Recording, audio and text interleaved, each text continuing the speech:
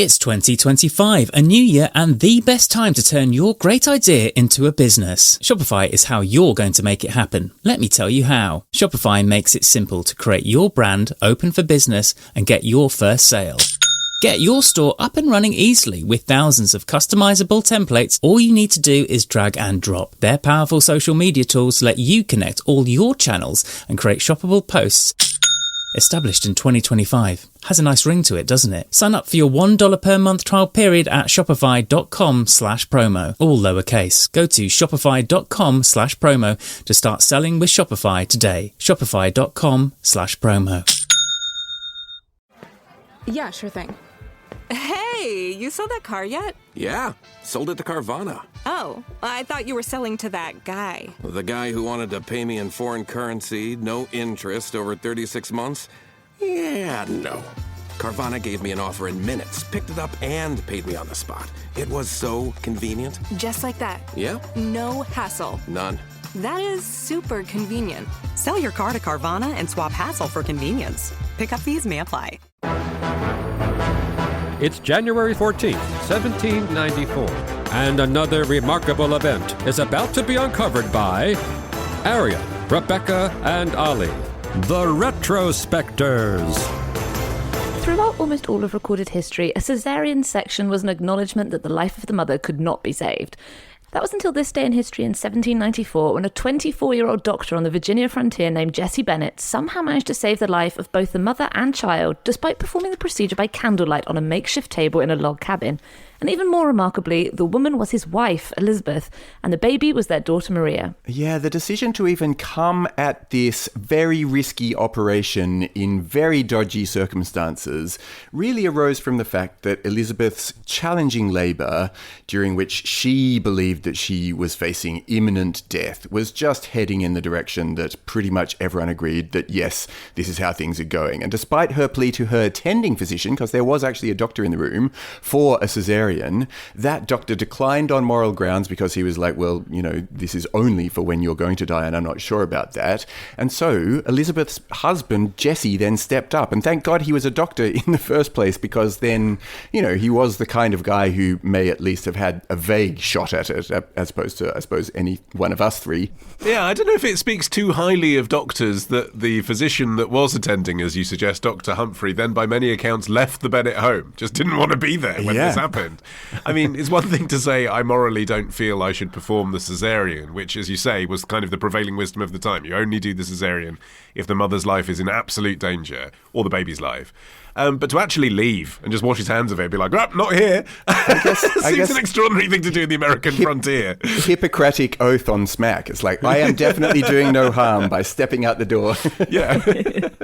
And yeah, this kind of groundbreaking operation is something that you might expect to happen in a slightly more rarefied setting, like a university or even a hospital. But actually, early caesareans pretty much all took place in circumstances just like this. The first successful caesarean in the US was thought to be one performed in 1827 by a guy called John Lambert Richmond, who was a doctor in Ohio, and he had performed a C-section in extremely similar circumstances on a free black woman known only as Miss E.C., and this took place in her log cabin by candlelight, very similar to what Jesse Bennett had done, using only a case of common pocket instruments and laudanum for the patient.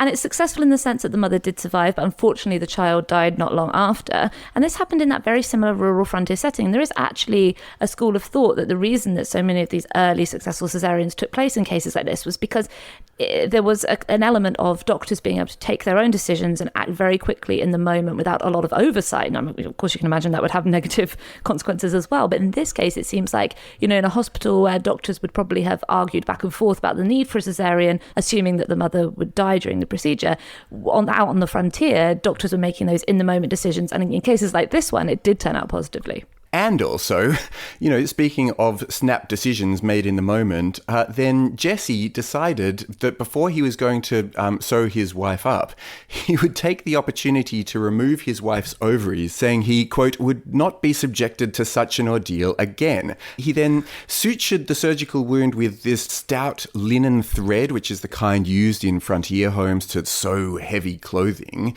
And then Elizabeth got better from it, though it must be said that her feelings about the fact that, you know, her ovaries had been taken out were not recorded by history. Were not, and are still speculated upon. Which you understand from a modern perspective, but as Rebecca was suggesting, this was all very much in the moment stuff, wasn't it? And I suppose he's feeling at this moment, I've just saved the lives of my wife and my daughter. This is all down to me. I'm going to make a decision now that this won't happen again. I guess you feel this godlike sense at that point. Obviously, in an ideal scenario, you would be seeking consent. One might imagine that a lot of parents, though, of either gender, frankly, at the moment, shortly after birth, might be making that decision anyway. It's probably not the time to be making that decision, regardless of who you are. Yeah, I mean, well, and also you have to keep in mind that this is an era that doesn't have birth control in any reliable sense. So in the moment, he probably considered that to be a life-saving measure rather than, just something that was more convenient for him. And he wrote his account of the whole thing on the blank pages of one of his medical books. And then he added extra notes, recording his wife's recovery over the weeks that followed. She was up and about within a few weeks. I mean, she really recovered like a trooper, it has to be said. And Bennett himself went on to be a fairly prominent person in the local area. He had a successful medical career. He served in the Virginia Assembly, and he and Elizabeth both lived into their 60s, but he never went public in the sense of, sending a submission to a medical journal. And later on, Nancy, who was Elizabeth's sister, and she was actually present during this whole procedure, she would say that it was because he thought in part that he wouldn't be believed, that the story just seemed too fantastical to have happened, and also due to a sense of delicacy on behalf of his wife. And I think, for the era, that makes perfect sense, that you're not going to write this blow-by-blow account of rummaging around in your wife's reproductive system just to get it published and have it read by who knows how many people. So this remained basically a local legend for almost 100 years. It is astonishing, isn't it, that he just didn't report it because he thought he wouldn't be believed. The truth is that even at that time, caesarean sections, they weren't a novel procedure exactly. They had been going on for millennia, actually, or at least there's reports of them. It's just that the very unusual thing about it is that everyone survived. And I think that's what he must have thought that day, is just the thing that no one is going to buy that I have done this in this way for the first time, even though this is a thing that's been going on since, the ancient Greeks. According to Greek mythology, Apollo removed Asclepius, the founder of the famous cult of religious medicine, from his mother's abdomen. Need a date in history or it didn't happen. Well, exactly. But, there have been numerous references to caesarean sections from ancient Hindu to Egyptian to Grecian, Roman, and, even other European folklore. But all of them are kind of picking up, except in the sort of kind of fantastical reporting on this idea that this was an operation that was only to be carried out when basically the mother was doomed. Indeed, there was a law in ancient Rome decreeing that if a woman died during childbirth, the baby must be removed after cutting open the mother's womb, but that's after the mother's death. That law was Lex Caesarea.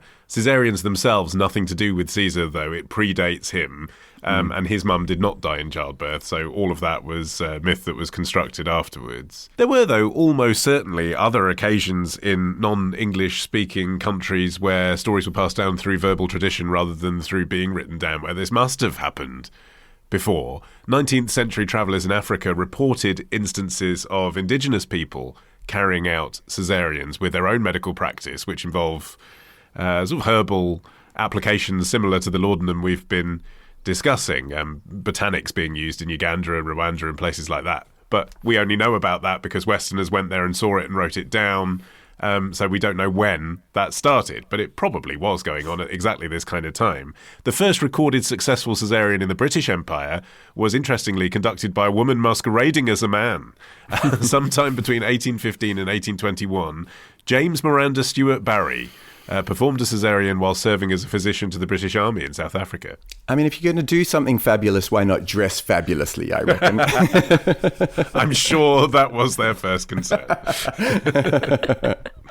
Yeah, I mean, there have been various claims of successful caesareans sprinkled through Western history, albeit without much solid evidence, as well as the kind of mythological accounts that we see in literature, like you've got Macduff and Macbeth, etc. And people were we know that caesareans were being carried out at least sporadically because they do feature in art so often. The concept held such a fascination, a baby born via this unnatural route. What would become of them? Would they be special in a good way? Or would they be special in an evil way? They only went one of those two ways. But there are a few slightly more realistic, accounts in historical record. There's one in 1337 in Prague, supposedly. Another one from Switzerland in 1500, supposedly carried out by a pig gelder on his wife. Because, how different can it be?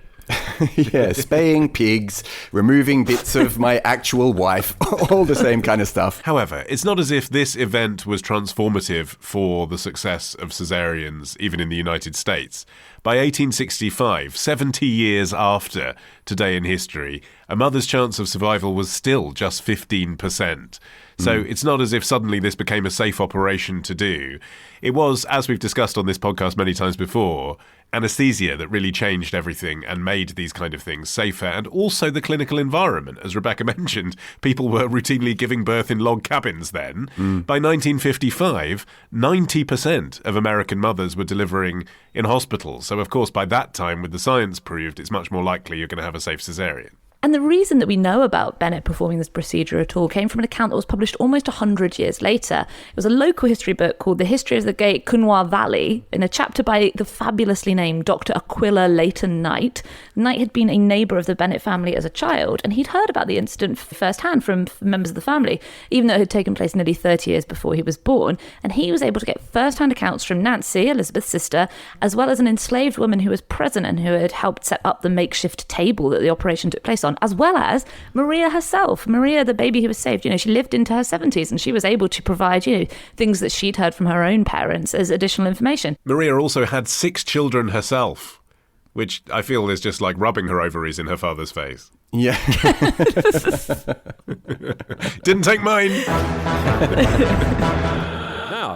This episode first aired last year exclusively to members of Club Retrospectors. Join today and unlock a new episode this Sunday. Patreon.com/retrospectors. The difference between ordinary and extraordinary is that little word, extra.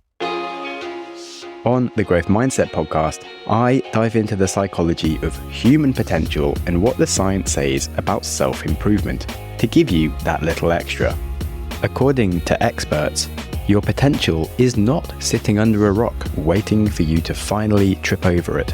Destiny is merely a function of dedication and hard work. So leave your inner chakra at the door, put the astrology chart down, and stop waiting for something or someone to fix your life.